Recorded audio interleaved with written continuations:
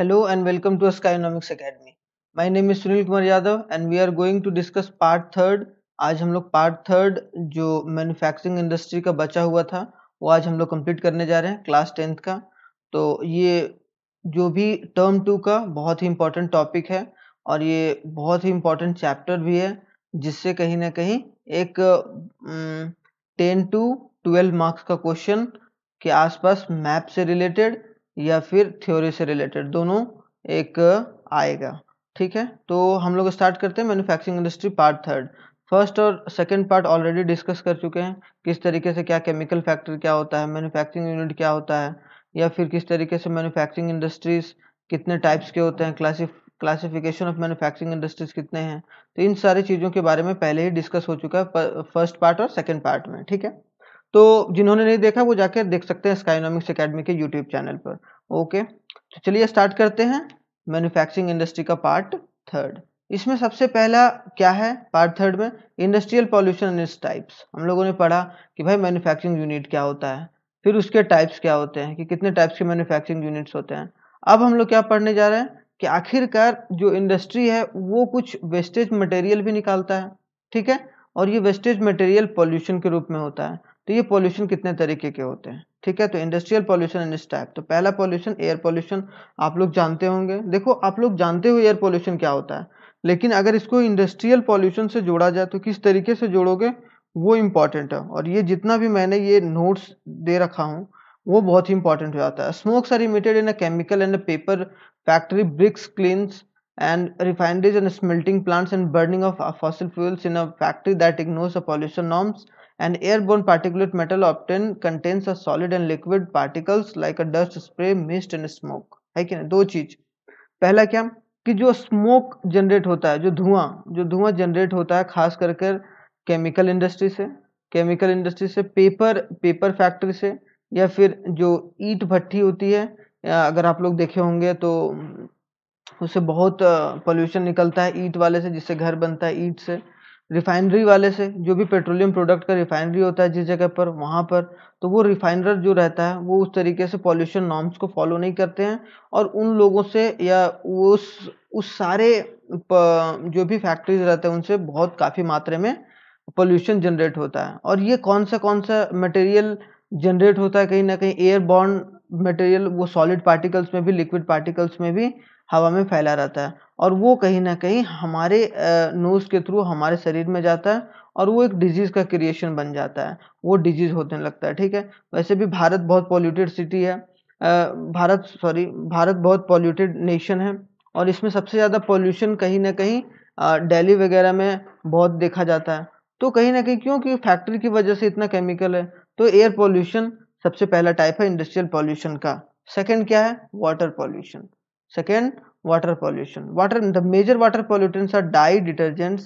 जो मेजर जो water pollution है वो क्या है, डाइस है, डिटर्जेंट है।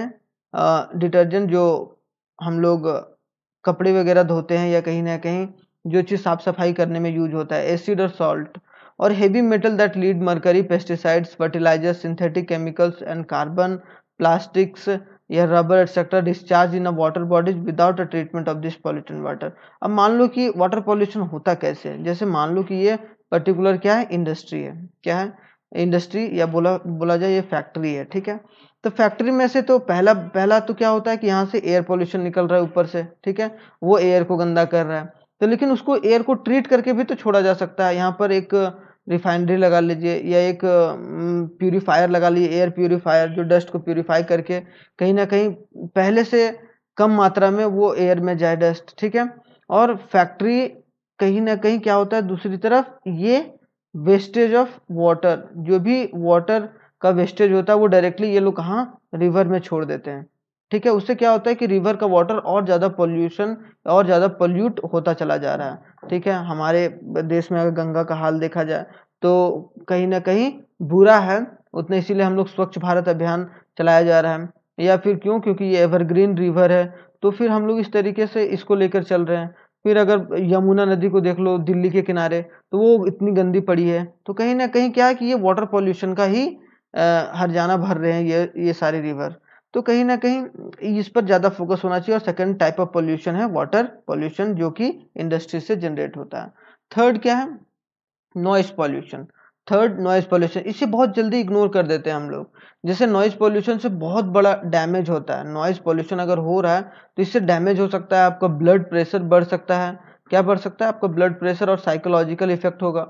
साइकोलॉजिकल साइकोलॉजिकल इफेक्ट होता है, जिससे कहीं ना कहीं लोगों का एक ब्रेन में दिक्कत आ जाता है, और फिर वो अच्छे तरीके से अपने जितना उनका पावर रहता है या जितना वो सोचने समझने का शक्ति रहता है वो कम हो जाता है।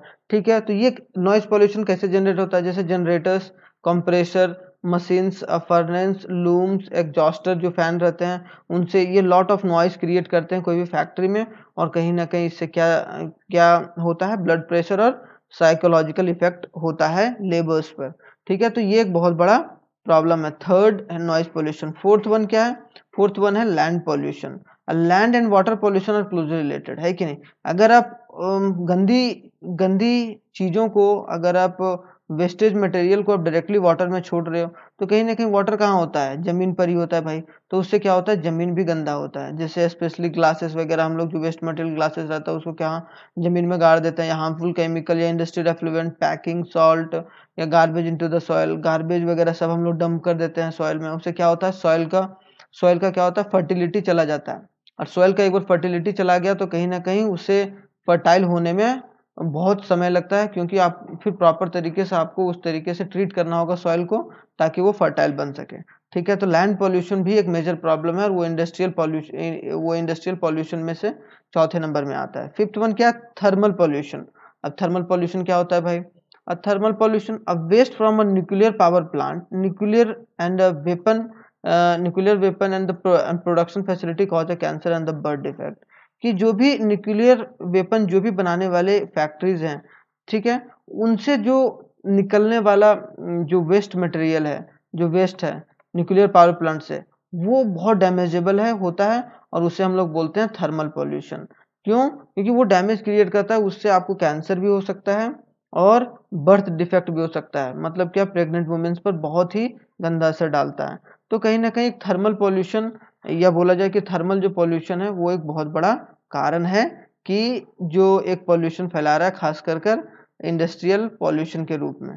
ठीक है, तो ये पांचवा नंबर। तो हम लोगों ने 5 पढ़ लिए कि किस तरीके का कौन कौन सा पॉल्यूशन आता है। अब हम लोग इसके कंट्रोलेशन को, अब इसे कंट्रोल कैसे किया जाए, या सरकार क्या क्या कदम ले रही है या क्या लेना चाहिए, उसके बारे में डिस्कस कर लेते हैं। ठीक है, तो भाई measures to control air pollution, पहला बात कि क्या कौन कौन से मेजर्स लिए जाएं ताकि एयर पॉल्यूशन, ये बहुत मेजर प्रॉब्लम है, और ये बहुत जरूरी है कि इसे हम लोग टैकल करें जल्दी से जल्दी। नहीं तो क्या होगा, फिर नेक्स्ट जनरेशन के लिए ये दुनिया, या बोला जाए ये दुनिया में रहना मुश्किल हो जाएगा, या उस तरीके से वो लोग नहीं रह पाएंगे जितना फ्रीडम हम लोगों ने उसको एक्वायर करा है, फ्रीडम को। लेकिन फिर क्या होगा कि हम लोग को नेक्स्ट जनरेशन के लिए कुछ ना कुछ तो छोड़ना ही पड़ेगा।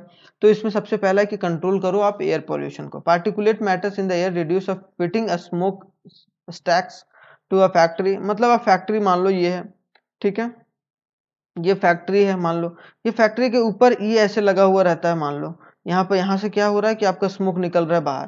तो यहाँ पर आप क्या करो, एक फिल्टर लगा दो। अब फिल्टर लगाने से क्या होगा, जो गंदा, जो अधिक से अधिक जो भी गंदगी होगी वो यहीं बैठ जाएगी, इसको स्टोर कर लिया जाएगा, और बाकी सारा हवा में चल जाएगा। ठीक है, अब ये नहीं है कि आप पूरे एयर पोल्यूशन को खत्म कर सकते हो, वो तो पॉसिबल ही नहीं है, क्योंकि आपको इंडस्ट्री चलाना है, सब चीज करना है, फैक्ट्री चलाना है, तभी लोगों का जो भी नीड्स होगा वो पूरा हो पाएगा। तो इस वजह से फैब्रिक फिल्टर लगा सकते हैं, इलेक्ट्रोस्टैटिक प्रेसिपिटेटर लगा सकते हैं, ताकि हम लोग पार्टिकुलेट मैटर को जो इन्वायरमेंट में जाने से रोका जा सकता है। सेकंड क्या, equipments to control the aerosol emission and can be used in industry। Example electrostatic precipitators, scrubber use कर सकते हैं, इनर्शियल सेपरेटर, कि जो भी गैस है वो अलग अलग अगर यहाँ से रिलीज हो रहा है तो उसको सेपरेट करके हम लोग अलग रख सकते हैं, और उसको कहीं ना कहीं यूज भी कर सकते हैं, है कि नहीं, हम लोग बाद में दूसरे चीजों बनाने में। Smoke can be reduce by using oil and a gas instead of coal in a factory. हमारे देश में देखो 80% या 85% के आसपास जो भी इलेक्ट्रिसिटी का जनरेशन होता है, 80% के आसपास, 80 to 85% जो भी इलेक्ट्रिसिटी का जनरेशन होता है वो किससे होता है? कोल से होता है। तो ठीक है, तो सारी चीज कोल पर आप डिपेंडेंसी ना होकर ऑयल पर लाओ, ऑयल पर लाओ और गैस पर, ठीक है। इसीलिए आजकल जो देखोगे कार वगैरह में सीएनजी वगैरह आ गया है, ठीक है, कंप्रेस्ड नेचुरल गैस। और हम लोग पहले लकड़ियों से खाना बनाया करते थे, लेकिन आज क्या हो रहा है कि गैस पर, एलपीजी गैस पर खाना बना रहे हैं, लिक्विफाइड पेट्रोलियम गैस से। तो ये सब क्या है, ये सब आप लोग यूज़ करें, ज़्यादा से ज़्यादा लोगों में अवेयरनेस फैलाएं ताकि एयर पोल्यूशन को कंट्रोल किया जा सके, ठीक है। सेकंड क्या है, वाटर पोल्यूशन को कंट्रोल कैसे किया जा सकता है। Water pollution is caused by the industry and can be controlled by, इसको कंट्रोल किया कैसे किया जा सकता है, minimising the use of water for processing and reusing and recycling. कि आप मिनिमाइज कर दो वाटर के यूज को, वाटर आप पहले ज़्यादा यूज करते थे उसको आप कम कर दो, और जो भी आपका रिसाइकल हो रहा है वाटर, जो रिसाइकल होकर वाटर आपके पास बच रहा है, वही उसी वाटर को आप यूज करो फिर से किसी चीज़ को साफ सफाई करने में अपने फैक्ट्री में। तो क्या होगा, इससे वेस्टेज कम होगा और आपका जो पानी है वो फिर रीयूज हो जा रहा है। फिर harvesting of the rain water, कि रेन वाटर हार्वेस्ट करो। रेन वाटर हार्वेस्ट करने का मतलब, मान लो कि ये किसी का घर है, ठीक है। अब ये घर है तो घर में अपनी छत को इस तरीके से डिजाइन करो कि यहाँ से जो भी पानी जाए वो एक पाइप के थ्रू ग्राउंड लेवल तक पहुंच जाए। और ये आप एक एक एक गड्ढा सा बना सकते हो, यहाँ वाटर पूरा आप लोग रेन वाटर का यहाँ तक पहुंचा सकते हो, ताकि क्या हो, मेरा ग्राउंड वाटर जो हो वो अच्छा से रिचार्ज हो जाए। तो ग्राउंड वाटर अगर रिचार्ज हो जाएगा तो कहीं ना कहीं क्या होगा कि हम लोगों के लिए बेनिफिशियल होगा और नेक्स्ट जनरेशन के लिए भी अच्छा होगा। तो ये थर्ड वन क्या है कि ट्रीटिंग द हॉट वाटर, सबसे मेजर प्रॉब्लम है।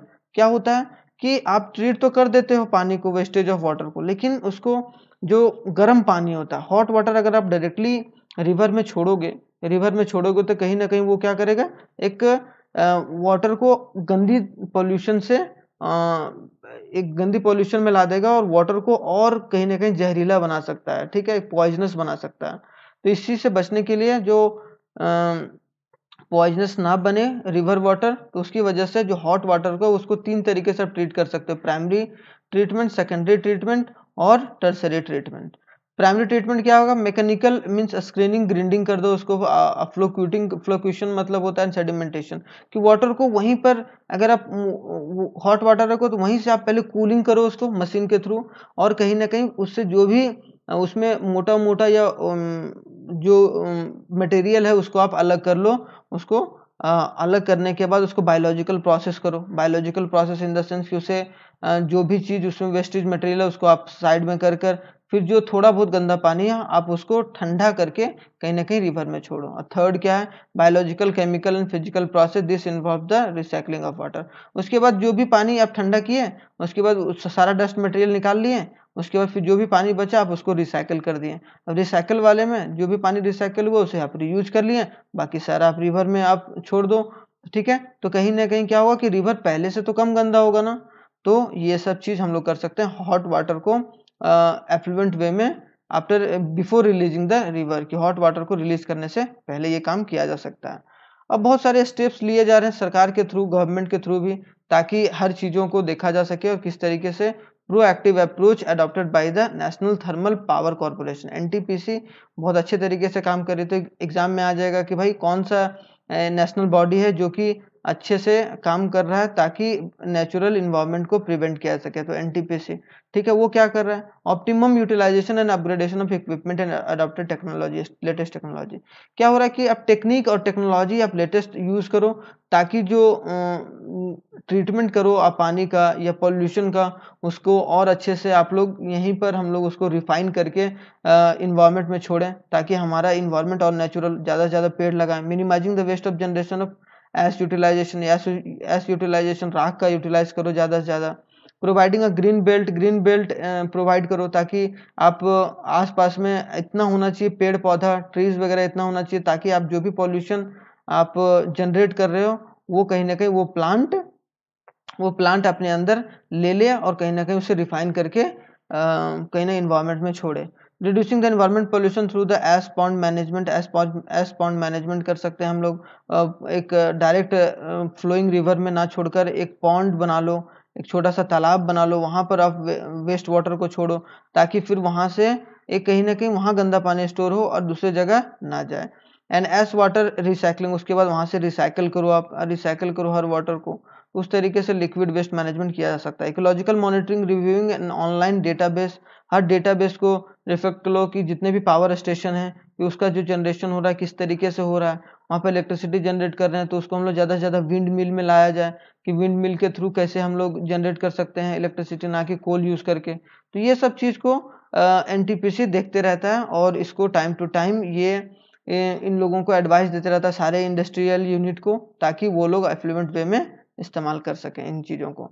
ठीक है, अब कुछ कुछ जो डिग्रेड हो रहा है हमारा इन्वायरमेंट, उसमें स्टेप कैसे ले सकते हैं ताकि मिनिमाइज हो सके इन्वायरमेंटल डिग्रेडेशन और इंडस्ट्रियल डेवलपमेंट होने की वजह से जो डिग्रेडेशन ऑफ इन्वायरमेंट हो रहा है उससे कैसे मिनिमाइज किया जा सकता है। पहला, minimise the use of water, water कम करना, यूज करना कम कर दो और उसको रीयूज करो, जितना ज़्यादा हो सके रिसाइकल करो, जितना ज़्यादा हो सके सक्सेसिव स्टेज पर। ठीक है, harvest of rain water harvesting करो। हम लोगों ने पढ़ा ट्रीटिंग ऑफ हॉट वाटर को ट्रीट करके अच्छे तरीके से रिवर और पॉन्ड में छोड़ा जाए, ना कि डायरेक्टली आप हॉट वाटर जो भी गर्म पानी होता है इंडस्ट्री का वो आप डायरेक्टली आप छोड़ रहे हो। अगर आप छोड़ रहे हो तो कहीं ना कहीं वो वाटर को पॉइजनस बना सकता है, और अगर वो गलती से कोई जानवर हो गया, एनिमल हो गया या ह्यूमन बींग से अगर वो पी लिया तो कहीं ना कहीं उन लोगों में बीमारियां आ जाएगी और कहीं ना कहीं फैल जाएगी, और ये एक कहीं ना कहीं नेगेटिव इम्पैक्ट होगा। फोर्थ वन क्या, पार्टिकुलेट मैटर, कि आप जो भी रिड्यूस कर रहे हो स्मोक वगैरह उसमें पर्सिपिटेटर लगाओ, इनिशियल सेपरेटर लगाओ, ताकि आप स्मोक को कम कर सको, और ऑयल और गैस को ज़्यादा से ज़्यादा यूज करो ताकि जो पोल्यूशन है उसको रिड्यूस किया जा सके, और कोल का यूज कम करने की बात की गई है। ठीक है, उसके बाद फिफ्थ वन क्या है कि machinery and equipments can be fitted, कि मशीनरी और इक्विपमेंट फिटेड किया जा सकता है, साइलेंसर फिट किया जा सकता है जनरेटर वगैरह में, ताकि नॉइज पोल्यूशन ना हो। ठीक है, ये सब सारा चीज़ बहुत ही इंपॉर्टेंट है ताकि जिससे इन्वायरमेंट डिग्रेडेशन को रोका जा सके, और हमारे इन्वायरमेंट को और अच्छे से पॉल्यूशन फ्री बनाया जाए। क्या बनाया जाए? Pollution free.